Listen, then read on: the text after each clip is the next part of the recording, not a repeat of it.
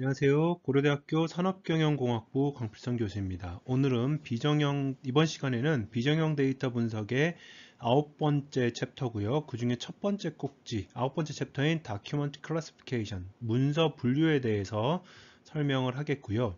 그 중에서 첫 번째 파트인 벡터 스페이스 모델에 대해서 설명을 하도록 하겠습니다. 자, 우선 문서 분류에 대한 기본적인 그 내용들, 오버뷰에 대해서 설명을 드리고요. 그 다음에 벡터 스페이스 모형이라는 게 무엇인지 어떤 것을 의미하는지를 간단하게 설명을 드린 다음에 해당하는 그 방법론을 수행할 수 있는 두 가지의 가장 간단한 분류 알고리즘을 설명을 드리겠습니다. 그리고 이 외에도 로지스틱 회귀 분석, 의사결정 나무, 인공지능망, 그다음에 여러 가지 앙상블 기법들이 다 존재하는데 한 과목에서 그 분류 관련된 알고리즘들을 다 다루는 것은 시간 관계상 상당히 문제가 있기 때문에 이 가장 대표적으로 많이 쓰이는 기본적인 알고리즘들에 대해서 설명을 드리고요. 이번 학기에 학부 다별량 데이터 분석이라는 교과목을 동시에 온라인 강의로 진행을 하고 있습니다. 해당하는 교과목에서 지금 제가 말씀드렸던 여러 가지의 머신러닝 기반의 분류 알고리즘들이 설명이 다 되어 있으니까 여러분들은 참고로 해당하는 영상을 보면서 학습을 하시거나 스스로 직접 학습을 해 주시기 바랍니다. 다시 한번 말씀드리면 이것들 뿐만이 아니라 실질적으로는 예를 들자면 로지스틱 회귀 분석도 가능하고요.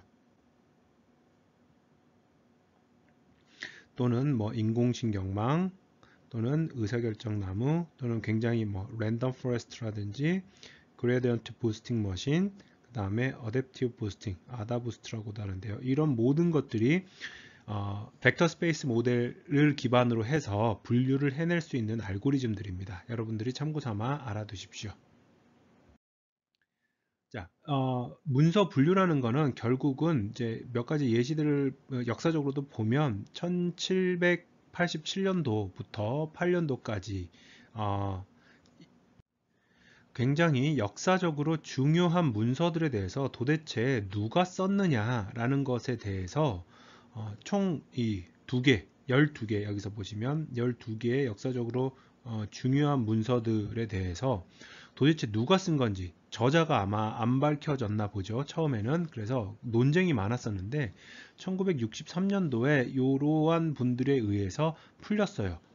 무엇을 사용했느냐? 이번 시간에 설명을 드릴 베이지안, 나이브 베이지 분류기를 통해서 굉장히 간단하게 풀려버린 문제입니다. 그러면 이거는 문서 분류에서 이 목적이 뭐가 되느냐면 주어진 데이터는 말 그대로 문서 데이터가 되는 것이고요. 목적하고자 하는, 분류하고자 하는 카테고리는 저자가 되는 것입니다. 저자가 누구냐라는 걸 이렇게 보여주는 것이죠. 그래서 여기서 보는 요 세 명의 역사적인 인물들 중에서 12건의 문서들을 누가 썼는지, 누구에 의해서 각각이 쓰여졌는지 이거를 판단하는 문제입니다. 또는 인더스트리 관점에서 봤을 때, 비즈니스 관점으로 봤을 때는 감성 분석이라고 표현을 하지요. 다음 이제 챕터에서 따로 떼서 설명을 할 부분인데 영화평 같은 것들을 올리는 분들이 많죠. 누가 결정하는지는 모르겠습니다만은 죽기 전에 꼭 봐야 될 100대 영화 이런 리스트들도 많이 돌아다니는데 IMDb라고 여러분들도 한 번씩은 다 들어보셨을 만한 미국의 이제 그 영화에 대한 리뷰 데이터가 상당히 많이 잘 데이터베이스화 되어 있는 사이트에 의하면 지금까지 평점, 누적 평점, 평균 평점 1위가 지금 보시는 요 영화입니다. 쇼생크 탈출이라는 영화이고요. 여기서 보면 굉장히 별점이 높게 10점 만점인데 대부분 10점으로 나타나는 것을 보실 수가 있겠고요. 거기에 대해서 단문이지만 이런 것들이 이제 보죠. The best movie I have ever seen 이라는 것도 있고요. simply amazing, unforgettable filmmaking 이런 굉장히 극찬에 해당하는 표현들이 많이 나타나요. 반면에 제가 봤던 이 최악의 영화가 밑에 있는 라스트 사무라이라는 영화인데 저만 그렇게 생각한 건 아닌 것 같습니다. 실제 IMDb에서 평점을 보면 굉장히 낮거든요. 이거는 It lacks surprises or excitement. 이건 뭐냐면 놀랍지도 않고 흥미롭지도 않다. 영화를 평가하는데 놀랍지도 않고 흥미롭지도 않다라는 얘기는 거의 최악이란 망작이란 얘기죠. 망필을 한다는 뜻입니다. hack to death 뭐 이런 표현까지 이제 써가면서 혹평을 하고 있는 겁니다. 그러면 리뷰에 대한 데이터를 가지고 우리가 무엇을 이제 분류 관점에서 살펴볼 수가 있냐면, 이러한 문장이 주어졌을 때 또는 리뷰 텍스트가 주어졌을 때 과연 이 텍스트들은 긍정인지 부정인지를 우리가 평가를 하거나, 또는 10점 만점에 클래시피케이션이니까 그냥 긍부정으로만 표현을 하겠습니다. 또는 긍정, 중립, 부정 이렇게 이제 판단을 할 수도 있겠지요. 그걸 통해서 나중에는 직접적으로 사용자가 평점을 매기지 않더라도 사용자가 입력한 텍스트만을 가지고 이 문서 또는 이 리뷰가 얼마만큼 긍정적인지 부정적인지를 판단할 수가 있게 되는 겁니다.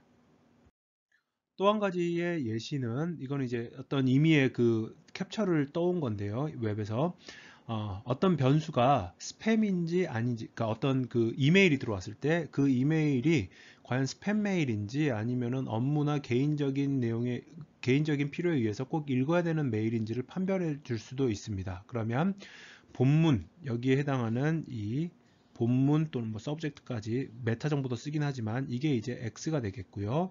거기에 대해서 이 텍스트가 스팸인지 아닌지를 Y로 이렇게 추정을 하는 어떤 분류기, 이것도 역시 문서 분류의 하나의 활용 사례라고 볼 수가 있겠습니다. 또는 어떤 이제 그 논문에 초록이 들어왔을 때 과연 이 논문 초록을 가져다가 저널의 어느 카테고리로 할당을 시켜줘야 되는지, 또는 이걸 비슷한 내용인데 특허의 요약문이 들어왔을 때 특허의 IPC 코드라고 해서 해당하는 특허의 기술적인 어떤 카테고리 분류 체계가 있습니다. 그 분류 체계를 지금은 사람이 수작업으로 많이 작업을 하는데, 그걸 자동으로 입력을 해주면 가장 적절한 특허 심사관에게 할당이 되어서 특허 심사에 걸리는 소요되는 시간을 단축시킬 수도 있음을 의미를 합니다. 자, 그래서 이 문서를 분류한다라는 이 태스크는 굉장히 많은 분야에 있어서 역할을 하고 있고요. 실질적으로 응용도 많이 되는 분야 중에 하나입니다. 여기서 보면 뭐 이런 것까지 해야 되나 싶은 게 하나가 있는데, 여기서 보시면 age라든지 gender를 아이덴티피케이션 한다라는 게 뭐냐면, 인스타나 페이스북 같은 데에서 이제 여러분들이 우리가 글을 올리면 실질적으로 그 사람이 자신의 어떤 인구 통계학적인 정보, 성별, 나이, 뭐 이런 결혼 유무 이런 것들을 공개하지 않더라도 글들을 가지고 뉘앙스와 컨텍스트를 통해서 연령대하고 성별을 구분해낼 수가 있습니다. 그럼 이게 왜 중요하냐? 바로 그 연령대와 성별과 현재 그 사람의 스테이터스에 맞는 타겟 마케팅을 하는 데 있어서 광고의 효율성을 향상시키기 위한 기본 정보로서 사용할 수가 있다는 뜻이지요. 자, 그래서 문서 분류에 대한 기본적인 정의를 한번 보면요. 인풋은 뭐냐면 인풋 i는 다큐먼트입니다. 또한 거기에 여기서는 주어진 것은 이제 이 인풋 다큐먼트와 거기에 대해서 각각의 다큐먼트가 할당된 범주 정보입니다. 사실은 이건 인풋이라고 표현을 하기보다는 트레이닝 데이터셋이 어떻게 구성되어 있냐라고 보는 게 맞을 것 같아요. 다큐먼트가 X가 되겠고요. 얘가 이제 X가 되겠고요. 그 다음에 클래스가 Y가 돼서 Y는 fx를 잘 추정할 수 있는 f를 찾는 게 이제 다큐멘트 클래시피케이션 모형입니다. 그리고 새로운 x가 들어오면 new x가 들어왔을 때 거기에 대해서 y가 무엇이냐를 찾아주는 게 여기서 말하는 아웃풋이죠. 그러면 이건 전형적인 지도학습 기반의 머신러닝, 슈퍼바이즈드 머신러닝입니다. 인풋은 뭐가 되느냐?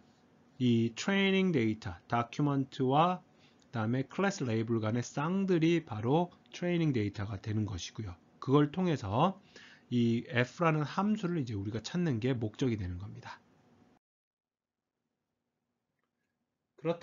그렇다면 이제 이 슈퍼바이즈 머신러닝을 어떻게 한번 백오버즈 리프레젠테이션을 표현을 해보자면, 우리한테 실질적으로 주어져 있는 거는 감성 분석이라고 했을 때 이러한 문서가 통으로 주어지는 거예요. 그랬을 때 이게 긍정이냐 부정이냐를 판별을 해야 되는데, 그 중에서 뭐 예를 들면 중요한 감성에 대한, 이거 굉장히 고전적인 방식인데 감성 키워드들만을 추출을 해서 이거를 보겠다. 그러면 여기에 해당하는 나머지 단어들은 지워지게 되겠고요. 그러면 각각의 단어들이 몇 번이나 등장했는지를 이용을 해서 분류기를 만들겠다. 이게 정말 고전적인 Bag of Words Representation을 이용한 분류 모형입니다. 그러면 우리는 이제 굉장히 많은 분류기, 지금 이 수업을 통해서는 가장 베이직한 나이브 베이지 분류기하고 K-niarest neighbor만 간단하게 설명을 드리겠지만 굉장히 다양한 디시전 트리나 로지스틱 회귀 분석, 랜덤 포레스트, 서포트 벡터 머신, 뉴럴 네트워크 이런 알고리즘들이 존재해요. 이렇게 많은 알고리즘들이 존재하는 이유는 뭐냐면 어떤 단 하나의 알고리즘, 클래시파이어도 모든 상황에서 다른 알고리즘들보다 항상 우수하다. 다시 말하면 글로벌 옵티멈은 존재하지 않는다. 어떤 상황에서든지 1등인 알고리즘이 존재하는 경우는 없다. 그렇기 때문에 태스크의 성질과 데이터의 성질에 따라서 조금은 이제 다른 모형을 그 알고리즘들을 만들어야 된다라는 게 머신러닝 기반의 공짜 점심은 없다라는 그 원칙이고요. 다만 최근에는 이제 그 버트를 필두로 해서 지난 시간에 말씀드렸던 프리트레인드 모델들이 추구하는 바는 뭐냐면 잘 만든 프리트레이닝 임베딩 벡터들을 통해서 다양한 다운스트림 태스크들에 대해서 전부 1등을 해버리는 알고리즘을 만들자. 이게 버트던 GPT-2던 뭐 NLG던 뭐 이런 알고리즘들의 목적이지요. 그래서 약간은 이제 이 뭐라 그럴까 철학이라든지 이런 부분들이 약간 이제 달라진 경향이 없잖아 있는데 고전적인 방식에서 왜 우리가 알고리즘들을 여러 개를 배워야 되느냐라는 질문에 대한 대답은 모든 상황에서 항상 1등인 알고리즘은 존재하지 않기 때문이다. 이렇게 이제 대답을 하는 게 맞습니다. 자, 그러면 도대체 벡터 스페이스 모델이 뭐냐? 벡터 스페이스 모델이라는 용어는 사실 있고요. 매트릭스 베이스드 모델이라는 거는 많이 쓰지 않는데 이제 제가 굳이 VSM, 벡터 스페이스 모델과의 비교를 하기 위해서 만들어낸 용어입니다. 우선 벡터 스페이스 모델은 핵심이 뭐냐면 하나의 싱글 다큐먼트는요. 하나의 싱글 벡터로 표현이 됩니다. 이 뭔 말이냐면 첫 번째 문서가 이렇게 들어오면 다큐멘트 리프레젠테이션에서 우리 한번 했었지요. 하나의 문서가 P개의 차원을 갖는 벡터, 연속형의 숫자로 변합니다. 두 번째 문서는 똑같은 P 차원을 갖는 벡터로 변하고요. 세 번째 문서도 역시 P 차원을 갖는 벡터로 변합니다. 이거를 구현해주는 방식이 바로 다큐먼트 텀 매트릭스, DTM이 되겠고요. 또는 토픽 모델링을 통해서 토픽의 디스트리뷰션, 토픽의 분포를 가지고 문서를 표현하는 방식, 또는 닥투백을 학습하는 방식이 바로 이런 벡터 스페이스, 하나의 문서가 하나의 싱글 벡터로 표현이 된다라는 개념입니다. 반면에 이제 두 번째 꼭지에서 설명드릴 CNN, RNN 그리고 우리가 이미 앞서서 봤었던 뭐 여러 가지 프리트레인드 모델 기반의 알고리즘들은 무엇을 가정을 하냐면 하나의 문서는 n by p개의 매트릭스로 표현될 수 있다. 사실 시퀀스로 표현할 수도 있지만 일반적으로 이렇게 표현을 하겠습니다. n by p개의 매트릭스로 표현을 할 수가 있다는 겁니다. 문서가 아까는 벡터였는데 지금은 매트릭스입니다. 뭐냐? 첫 번째, n이라는 거는 뭐냐면요. 하나의 다큐멘트에 대해서 우리가 가질 수 있는 최대의 단어 수입니다. 예를 들면 버트 같은 경우에는 512단어를 표현을 할 수가 있습니다. P는 뭐냐면 각각의 단어들에 대한 word embedding size입니다. 예를 들어서 128차원이라고 해볼게요. 그러면 아까 보여드렸던 똑같은 첫 번째 문서가 이 매트릭스 베이스드 모델에서는 어떻게 표현이 되느냐? 첫 번째 단어가 더입니다. 두 번째 단어가 complicated고요. 세 번째가 evolving, 네 번째가 landscape. 그래서 마지막 두 번째가 is였고요. 제일 마지막 단어가 needed였습니다. 그러면 요 각각의 단어들에 대해서 P 차원의 임베딩된 모형 그 벡터를 우리가 사용을 합니다. 버트던 GPT-2던 이런 알고리즘들이 하고자 했던 게 바로 요 임베딩 벡터들을 찾고 싶었던 거였고요. 고전적인 워투백 글러브도 바로 이 단어들에 대한 임베딩 벡터를 찾는 의미입니다. 그렇게 해서 하나하나 벡터를 씁니다. 이렇게 씁니다. 그리고 난 다음에 만약에 이거를 우리가 512차원을 넘지 못한다 라고 할 경우에는 요 패딩을 두어서 나머지 모든 파트를 0으로 저장을 해버립니다. 그래서 현재 가지고 있는 이 행의 개수는 항상 512가 되는 것이죠. 반면에 어떤 문서가 매우 길어서 512개 이상의 토큰을 가지고 있으면 어떻게 하냐? 최초 512개 또는 마지막 512개로 이렇게 잘라버립니다. 트리밍을 해서 나머지들은 이제 버려버리는 것이죠. 이게 바로 하나의 문서를 매트릭스로 표현하는, 이거를 이제 바꿨으면 시퀀스로 표현을 하면 사실은 더에 해당하는 128 P 차원의 임베딩, 그 다음에 complicated에 해당하는 임베딩, 이런 식으로 이렇게 쭉 해서 512개를 둘 수도 있습니다. 이 표현이나 지금 매트릭스 표현이나 사실은 크게 차이가 없는 거라서 그냥 여기서는 이 문서를 벡터로 표현하는 것에 대비되는 개념으로서 문서를 시퀀스들 또는 매트릭스로 표현한다라고 봐주시면 되겠습니다. 자, 이번 시간에는 그래서 앞서 설명드렸던 두 가지의 표현 방식 중에서 벡터 스페이스 모델에 해당하는 파트를 설명을 할 겁니다. 첫 번째 알고리즘은 굉장히 고전적인, 그러면서 이 백업 워즈 알고리즘과 백업 워즈 리프레젠테이션과 합이 잘 맞아서 오랫동안 사용이 되었던 나이브 베이즈 클래시파이어를 설명을 할게요. 자, 우선 이 나이브 베이지안 클래시파이어라는 거는 용어가 세 개죠. 클래시파이어니까 분류를 위한 알고리즘입니다.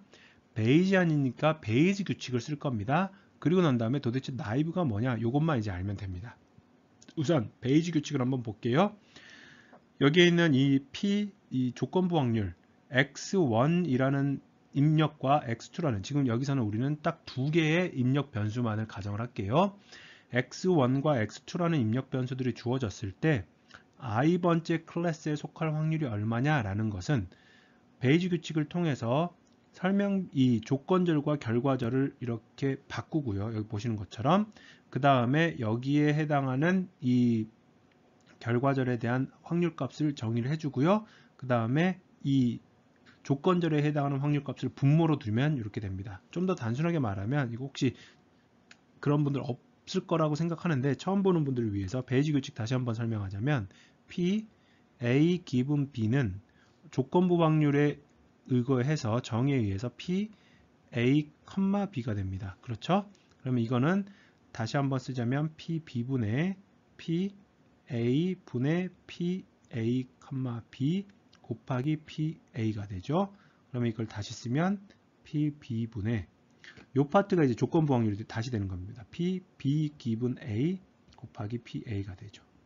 그러면 두 개만 이제 중간 단계를 이렇게 지워버리고 표현하자면 이 표현이 되는 겁니다.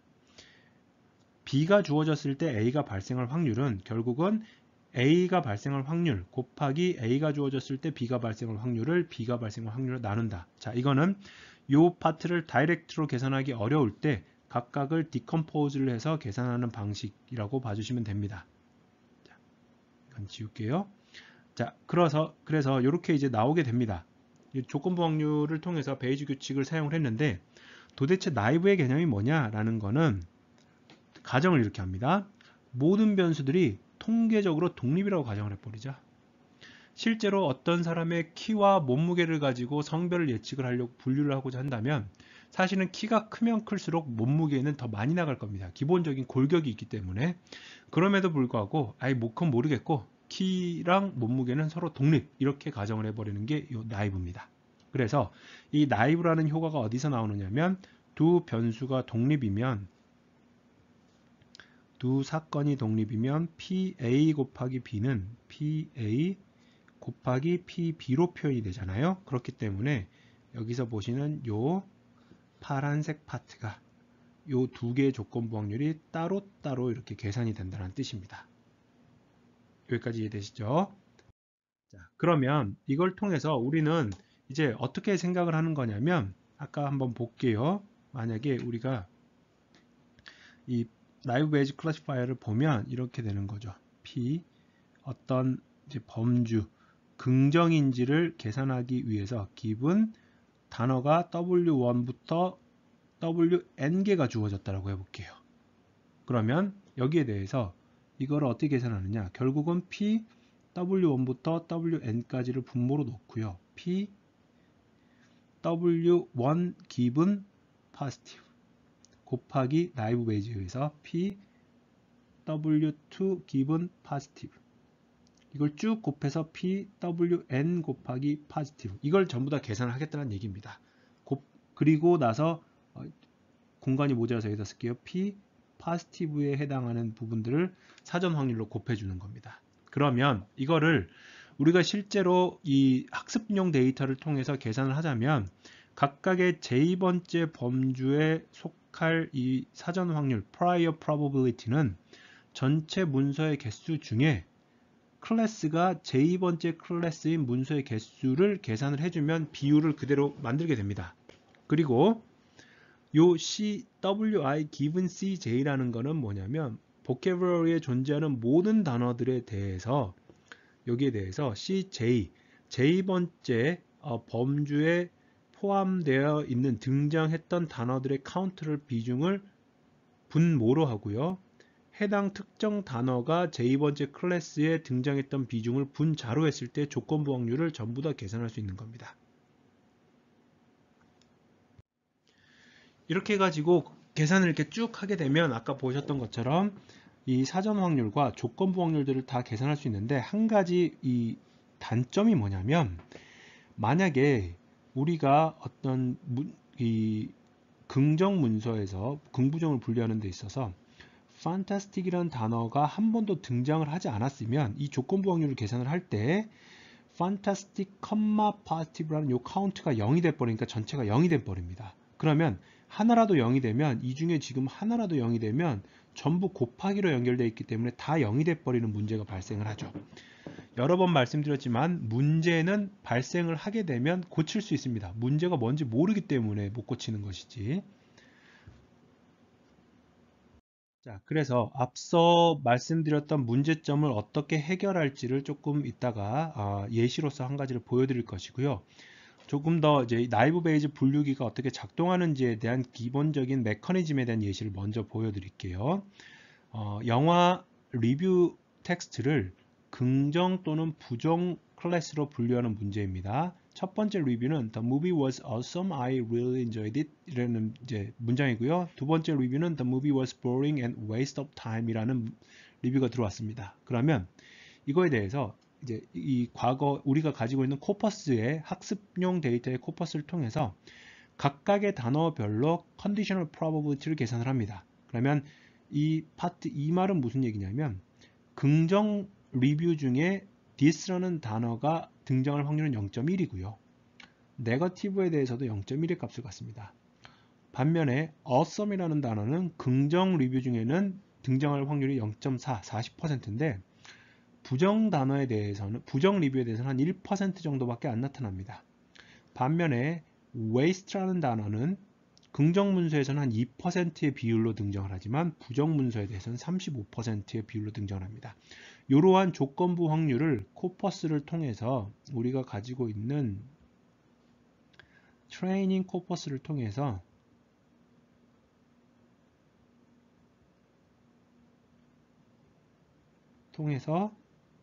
계산을 합니다. 자, 이렇게 모든 단어들에 대해서 각 범주별로 조건부 확률이 계산되었다라는 가정하에서 보면 긍정 문서에 대해서 첫 번째 리뷰 같은 경우에는 이렇게 보시면 The movie was awesome, I really enjoyed it 이렇게 되어 있잖아요. 그러면은 여기에 해당하는 단어들, 이 단어들에 대한 여기까지죠. 조건부 확률들을 전부 다 곱해보면 여기에 있는 이 숫자는 일부러 이제 그 지수를 맞추기 위해서 10의 안에서 8승으로 맞췄는데요. 120이 0.8보다 훨씬 더 크니까 첫 번째 리뷰는 긍정이라는 뜻입니다. 반면에 두 번째 리뷰 같은 경우에는 This movie was boring and waste of time 이렇게 되어 있으니까 이 회색 부분들 빼고 나머지에 해당하는 이 확률 값들을 전부 다 곱했을 때 이 positive 클래스는 0.012, 그 다음에 네거티브 클래스는 3.15가 되니까 오른쪽이 왼쪽보다 훨씬 더 크죠. 단 여기서 지금 우리가 비교했던 바는 뭐냐면 가정은 POS 긍정 확률과 P 네거티브의 확률이 같다라는 가정을 사실은 내포하고 있습니다. 그래서 원래는 아까 보여드렸던 식에서 이 각각에다가 P 포지티브하고 여기서는 P 네거티브를 곱해야 되는데, 그래서 이제 사전 확률 prior probability를 곱해야 되는데 곱하지 않고 지금 계산을 한 부분이죠. 어차피 베이지 규칙에서 분모는 왼쪽이나 오른쪽이 같기 때문에 굳이 계산할 필요는 없습니다. 자, 그러면 한 번도 코퍼스에 등장하지 않으면 조건부 확률이 0이 되는 문제점을 어떻게 해결하느냐라는 게 바로 여기서 보여드리는 스무딩 테크닉에 해당하는 파트입니다. 그래서 제일 단순하게는 라플라스 스무딩은 이 카운트를 할 때 이 분자와 분모에 각각의 단어의 등장 횟수 더하기 1을 해주는 겁니다. 그러면 여기에 있는 모든 분모 같은 경우에는 vocabulary의 사이즈만큼이 더해지게 되겠고요. 설사 J번째 범주에 I번째 단어가 한 번도 등장하지 않았을지라도 카운트가 여기서 0이 될지라도 0 더하기 1이 되니까 이 값은 0보다 큰 값이 돼서 전부 다 곱해서 0이 되는 이제 불상사를 이제 막을 수가 있겠죠. 자, 여기까지가 나이브 베이즈 분류기였고요. 나이브 베이즈 분류기가 왜 백업 워즈 리프레젠테이션과 합이 잘 맞았냐면, 백업 워즈 리프레젠테이션의 가정 자체가 뭐였냐면, 어떤 문서는 그 문서에 등장한 단어들의 횟수로서 표현이 될 수 있다. 근데 그 단어들이 서로 독립적으로 등장을 한다는 가정을 갖고 있습니다. 나이브 베이즈 분류기 같은 경우에도 각각의 변수들은 서로 독립임을 가정을 하고 있기 때문에 백업 워즈 리프레젠테이션의 가정과 나이브 베이즈 분류기의 가정이 서로 일치하는 상황이 발생을 하는 것이죠. 자, 두 번째 설명드릴 간단한 방법론은 K-Nearest Neighbor 알고리즘 클래시파이어입니다. 자, KNN 같은 경우에는 지금 여기서 보시는 이 예시를 통해서 익차원의 데이터고요. 파란색 동그라미와 주황색 네모들이 이렇게 섞여 있다라고 했을 때 초록색 물음표들이 등장할 텐데, 그 물음표들이 어느 범주, 어느 색상, 어느 모양에 해당하는지를 한번 살펴볼게요. 머릿속으로 한번 추정을 판단을 해 보십시오. 첫 번째 물음표는 여기에 등장을 했고요. 두 번째 물음표는 여기, 세 번째 물음표는 이쪽에 등장을 했습니다. 각각의 물음표들은 무슨 색상일까요? 라는 질문에 대답을 하는 게 바로 이 클래시피케이션 문제입니다. 여기서 보시면 만약에 우리가 가장 가까운 객체 하나, 가장 유사한 문서 하나를 보고 판단을 하면 첫 번째 퀘스천 마크는 파란색 동그라미가 됩니다. 반면에 두 번째 퀘스천 마크는 주황색 네모가 됩니다. 반면에 세 번째 퀘스천 마크는 파란색 동그라미가 되겠죠. 또는 하나만 가지고 판단하는 건 너무 위험할 것 같으니까 그래도 유사한 거 3개는 보자 라고 해서 판단을 해보면 3개를 다 찾았는데도 불구하고 모두 파란색이니까 첫 번째 퀘스천 마크는 파란색이 될 것이고요. 파란색 동그라미로 할당이 될 것이고요.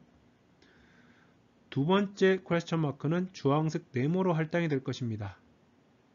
세 번째가 바뀌는데 결국 이 세 번째는 가장 가까운 객체는 파란색 동그라미였지만 나머지 두 개가 주황색 네모이니 얘는 주황색 네모로 판단하는 게 더 좋지 않겠는가 라는 생각을 우리가 해볼 수가 있겠지요. 자, 여기에서부터 우리가 이제 하고자 하는 바는 뭐냐면, 우리가 어떤 질문을 던졌을 때 퀘스천 마크가 들어왔을 때 그 퀘스천 마크의 범주를 계산하기 위해서, 만약에 제가 여기서 한번 볼게요. 또 다른 하나를 한번 만들어 보겠습니다. 동그란 퀘스천 마크가 이렇게 들어왔습니다. 그러면 우리는 자연스럽게 이 녀석이 어떤 범주인지를 시야를 굉장히 좁게 봤다가 점점 넓게 펴가면서 주변을 살펴볼 겁니다. 무슨 말이냐면, 지금 현재 이 별표에 해당하는 퀘스천 마크의 범주를 판단하기 위해서 이쪽 영역이나 이쪽 영역이나 이쪽 영역을 먼저 보진 않는다는 얘기예요. 자, 그래서 이 K-Nearest Neighbor 알고리즘의 모티베이션은 뭐 이런 말 많이 써요. 유유상종, 금묵적, 동양에서만 그러는 게 아니라 어떤 사람을 알려면 그 사람의 친구를 봐라. 이런 게 결국은 조금 더 쉽게 말해서 끼리끼리 논다라는 뜻이에요.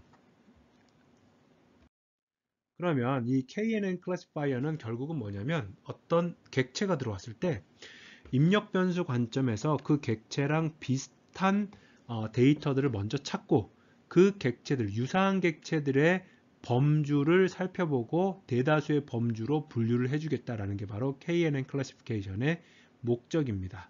그래서 첫 번째 이 프로시저를 보면요. 레퍼런스 데이터라고 표현을 합니다. 학습이라는 개념이 사실은 없어요. 왜냐하면 새로운 테스트용 데이터가 들어와야지만이 그 데이터를 기준으로 해서 지금부터 자 비슷한 거 찾아 이런 상황이 발생을 하는 거거든요. 그래서 레퍼런스 데이터를 준비를 하고 먼저 속성을 정의를 하게 됩니다. 여기에서는 이제 뭐 백워드 리프레젠테이션이 될 수도 있고요. 디스트리뷰티드 리프레젠테이션이 될 수도 있는데 어쨌든 벡터 스페이스 모델. 다시 말하면 하나의 다큐먼트는 하나의 벡터로 이루어져야 된다라는 뜻입니다. 이 예시는 특정한 키워드의 TF-IDF 스코어를 가지고 그 논문입니다. 한 다큐먼트는 논문의 초록이고요. 그 초록에 등장하는 단어들의 TF-IDF 스코어를 가지고 클래스가 어떤 저널인지 TPAM이라는 거는 Transactions on IEEE Transactions on Pattern Analysis and Machine Intelligence라는 저널이고요. JOF는 Journal of Finance입니다. 그래서 이러한 두 클래스 중에 하나로 예측을 하는 겁니다.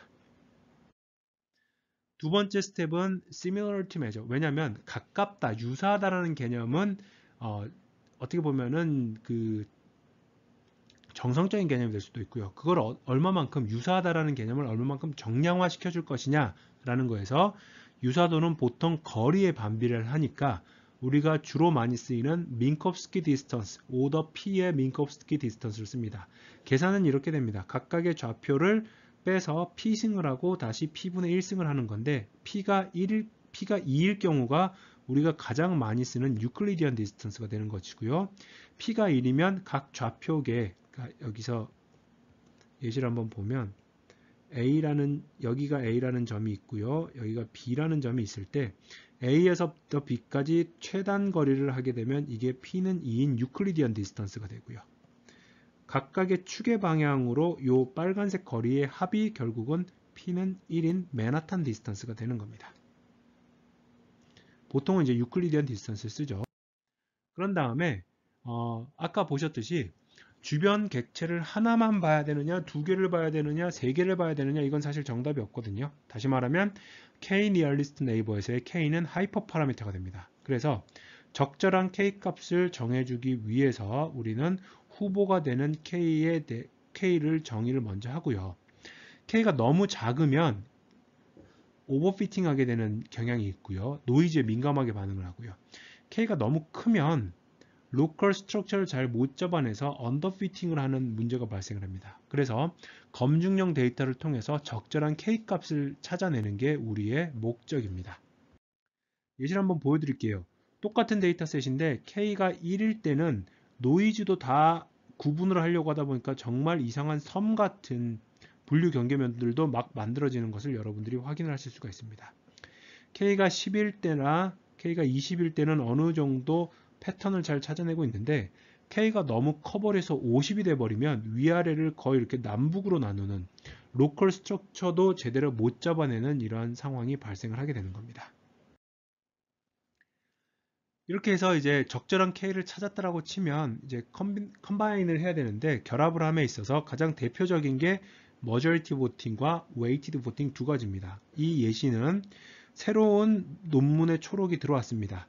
이 논문 초록의 단어들의 TF-IDF 스코어 관점으로 봤을 때 비슷한 문서 초록이 5개가 있어요. 각각의 5개들은 2개는 TPAM에서 추출이 됐고요. 3개는 Journal of Finance에서 추출이 됐습니다. 여기까지만 우선 볼게요. 그러면 majority voting은 뭐냐면 X라는 새로운 초록이 TPAM일 확률은 5개 중에 4개니까 0.4입니다. 그리고 Journal of Finance일 경우는 0.6이니까 컷오프를 0.5로 잡았을 때는 X라는 문서는 majority voting에 의해서는 Journal of Finance로 분류가 될 것입니다. 그런데 누군가는 이렇게 생각할 수 있습니다. 똑같은 친구가 다 같은 친구가 아니다. 더 친한 친구의 말을 귀담아 듣지 않느냐라는 방식으로 같은 네이버 이웃이어도 디스턴스가 조금 더 가까운, 다시 말하면 더 유사한 이웃이 디스턴스가 먼, 상대적으로 거리가 먼 덜 유사한 이웃보다는 더 영향력이 커야 되지 않겠느냐라는 게 이 아이디어예요. 그래서 그거를 반영하기 위해서 디스턴스의 역수를 취해서 그 역수의 비율대로 가중치의 합이 1이 되도록 해준 게 바로 가장 마지막 컬럼입니다. 이걸 통해서 보면 티파미 같은 경우에는 단지 1번 네이버와 3번 네이버 두 개만이 5개 중에 2개가 티파미에 속함에도 불구하고 이 두 객체 이웃들의 가중치를 합하면 0.59가 됩니다. 그럼 이거는 나머지 저널 오브 파이낸스의 가중치인 0.41보다 크게 되니까 웨이티드 보팅을 했을 때는 비록 5개 중에 2개만 티파미에 속하지만 가중치는 티파미가 더 크니까 이 새로운 문서는 아마도 새로운 논문의 초록은 티파미에 해당할 것이다. 더 가까울 것이다. 이렇게 판단을 내리는 것이죠. 자, 그래서 이렇게 예측을 함으로 인해서 그 K의 값에 따라서 최적의 validation, best K를 찾아낼 수가 있겠고요. 몇 가지 이 KNN함에 있어서 이슈들이 고려해야 되는 이슈 사항이 있는데 첫 번째는 normalization입니다. normalization은 KNN 뿐만이 아니라 두 객체 간의 거리를 계산하는 모든 알고리즘에 대해서 반드시 수행을 해야 됩니다. 그게 무슨 말이냐면요. 각각의 변수는 측정 지표가 다를 수가 있어요. TF-IDF는 그럴 가능성이 좀 낮지만 측정 지표가 특정 단위가 다르니까 예를 들어서 어떤 사람을 표현하는 데 있어서 키와 몸무게와 체지방률, 성별로 표현을 하게 되면 키는 측정 단위가 센티미터이고요. 웨이트는 중량은 킬로그램이고요. 체지방률은 퍼센트입니다. 각각이 서로 다르죠, 단위가. 그러다 보니까 키가 조금 더 큰 변동성을 갖습니다. 체지방률이 가장 적은 변동성을 갖겠죠. 그러면 모든 이 변수들에 대해서 평균과 표준 편차로 노멀라이제이션을 해줘야지만이 측정 단위가 달라서 생기는 숫자의 차이, 크기의 차이를 상쇄시킬 수가 있습니다. 상당히 많은 사람들이 간과하는 부분이기도 한데 반드시 수행해줘야 되는 부분입니다. 두 번째는 최종적인 의사결정을 할 때 컷오프입니다. 이게 무슨 말이냐면 만약에 어떤 남성과 여성을 분류하는 데 있어서 원래 트레이닝 데이터에 남성이 100명만 있고요. 여성이 400명이 있는 데이터셋이라고 한번 해보겠습니다. 그러면 이 중에서 눈 감고 5명을 랜덤하게 선택했어요.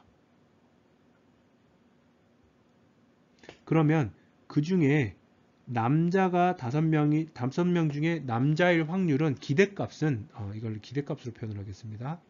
5명을 하게 되면 expectation male은 5분의 4니까 5 곱하기 5분의 1이니까 1명일 것이고요. expectation female은 5 곱하기 5분의 4니까 4명이 될 겁니다. 근데 새로운 X라는 사람에 대해서 비슷한 신체 정보가 비슷한 사람 5명을 뽑았는데 그 중에 2명이 남성이에요. 머저리티 보팅 관점에서 봤을 때는 남성일 확률이 0.4입니다. 그러면 0.4는 0.5보다 작으니까 기계적으로 얘는 여성이다 이렇게 판별하는 게 아니라 얘를 뭐랑 비교하느냐면 이 원래 데이터가 가지고 있는 prior probability 사전 확률과 비교를 하는 거죠.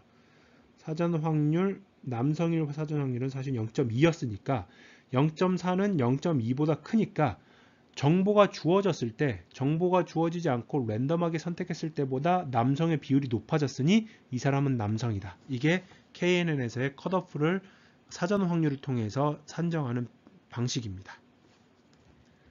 자, 여기까지 해서 두 가지의 매우 간단한 벡터 스페이스 모델을 활용한 분류 모형을 말씀을 드렸고요. 서두에서 말씀드린 것처럼 다별량 데이터 분석에 해당하는 알고리즘들, 분류 알고리즘들이 많이 있으니 시간이 되시는 분들은 한번 들어보시기를 추천해 드립니다. 수고하셨습니다.